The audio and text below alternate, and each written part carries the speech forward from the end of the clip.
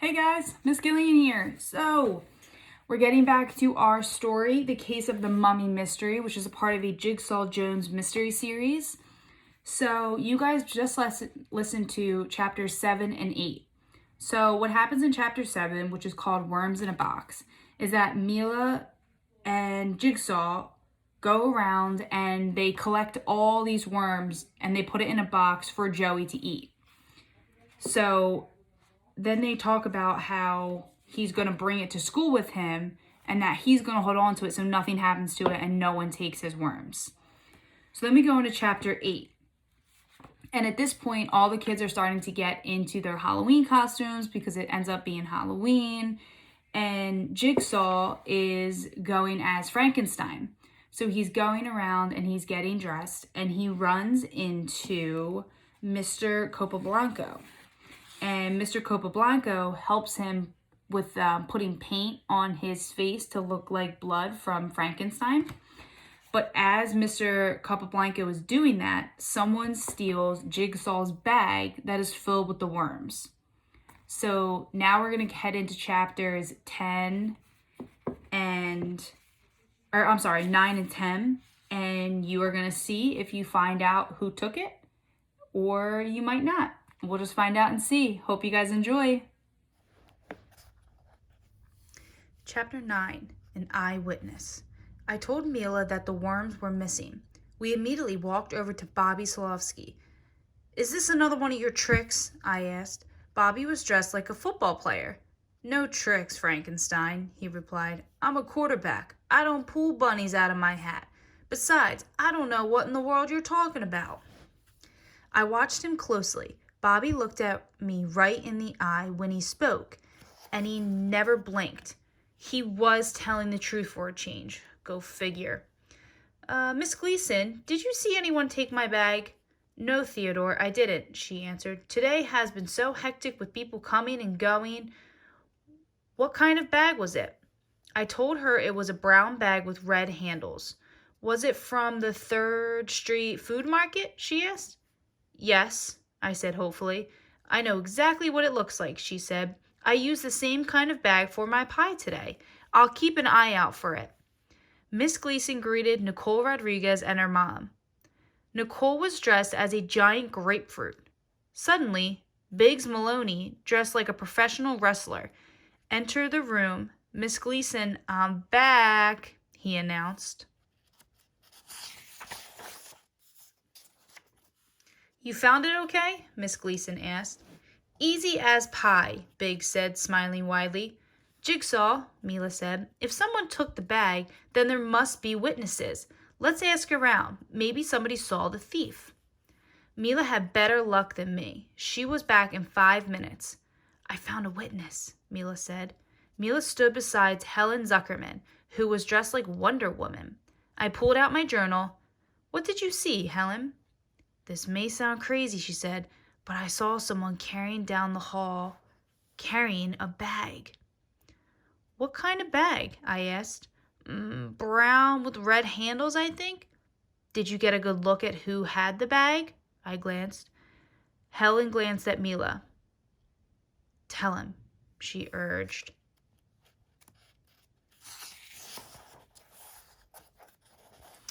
Well, sort of.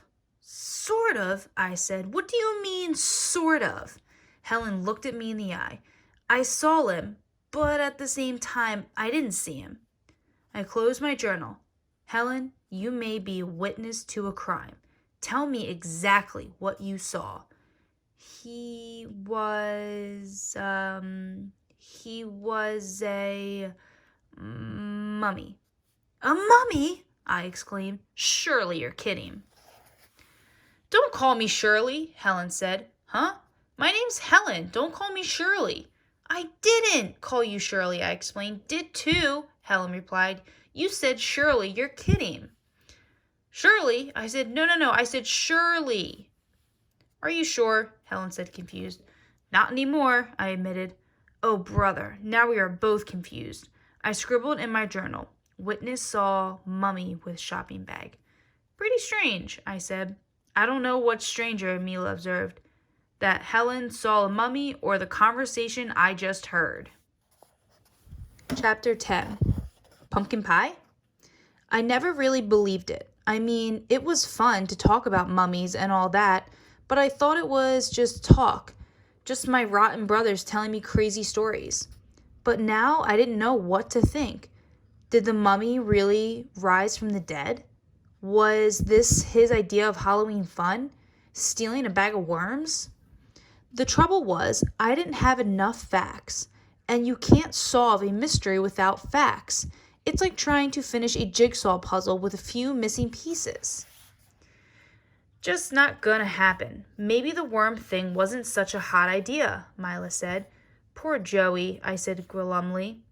It will break his heart. We sold tickets and everything. Meanwhile, a group of kids was gathered around Helen. He's back, I heard Bobby Slevsky say. The mummy has returned. That nearly sent the class into a panic. Ralphie Jordan told everyone about what happened to Twinkles the cat and Earl Bartholomew. And don't forget about Mr. Riley, Kim Lewis said. His hair turned white when he saw the mummy. The more kids talked, the more afraid they got. A few boys even hid in the closet until Miss Gleason told them that enough was enough. She barked, "That's enough of this silliness." Miss Gleason stood up and slammed the closet doors shut. Unfortunately, her tail got stuck between the doors. That made her even madder. That's when Miss Gleason saw that Geetha Near was hiding under a desk. "Geetha, what are you doing there?" "Hiding from the mummy," Geetha answered in a quivering voice.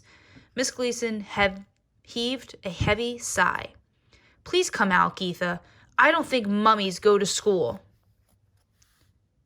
Suddenly, Geetha pointed towards the door and screamed, "Then what's he doing here?"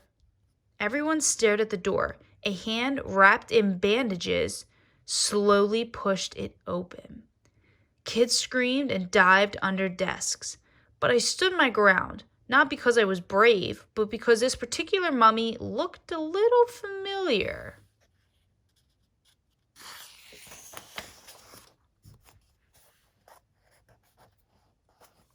"Oof," the mummy mumbled as he bumped into Miss Gleason's desk. "Joey?" I said. "Is that you?" The mummy lifted a bandage and looked at me with one eye. "Hey, Jigsaw. Nice costume. It's me, Joey." He looked around the classroom. "Why is everyone under their desks? Did the hamsters get out again?" I noticed that Joey was holding a bag.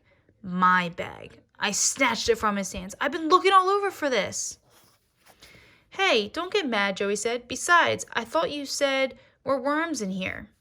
Biggs and Mila gathered around. Joey continued. "See, I have been thinking about the worms all day. I was worried about them in that box of yours, so I thought I'd take them outside for some exercise." "Exercise?" I said. "And fresh air," Joey added. I scratched the back of my neck. "So what's the problem?" I asked.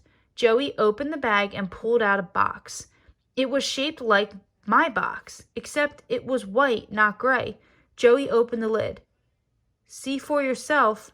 I looked inside. "Pie?" Joey stuck his thumb into the pie and gave it a look. Pumpkin," he said. Then I remembered what Miss Gleason had said. She used the same kind of bag for her pie today.